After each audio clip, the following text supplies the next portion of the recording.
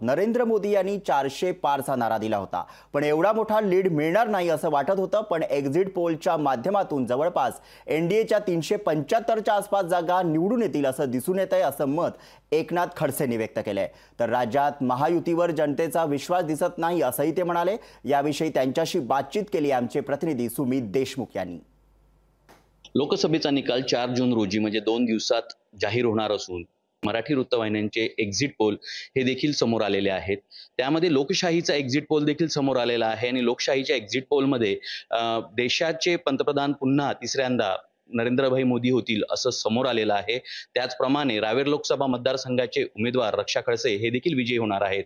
आपल्यासोबत एकनाथ खडसे हे ज्येष्ठ नेते आपल्यासोबत जुडलेले आहेत। आपण थेट त्यांच्याशी बातचीत करूया। या देशाचे पंतप्रधान नरेंद्र मोदीच होतील असं सर्वांनाच वाटत होतं आणि एनडीएचं सरकार ही भूमिका बहुतांशी टीव्ही वगैरे सगळ्यांनी आणलेली होती।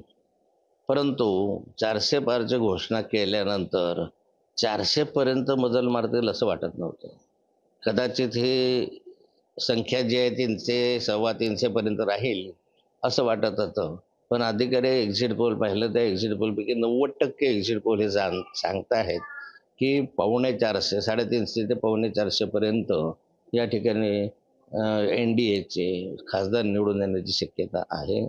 त्यामुळे मोदीजींनी जी घोषणा केली त्या घोषणेशी जुळतं अशा स्वरूपाचं हे बहुमत येताना दिसत आहे। एक्झिट पोलचा जर अभ्यास केला तर या ठिकाणी महाविकास आघाडीला महायुतीपेक्षा अधिक जागा निवडून येतील असं एकंदर चित्र आहे।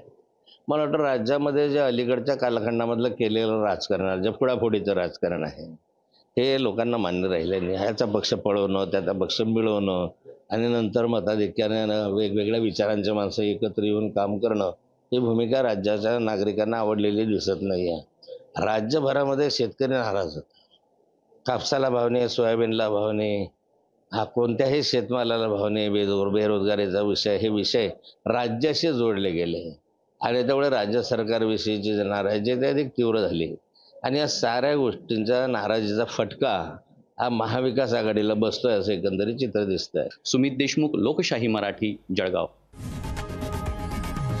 लोकशाही मराठी, ऐका, पहा, जागरूक रहा।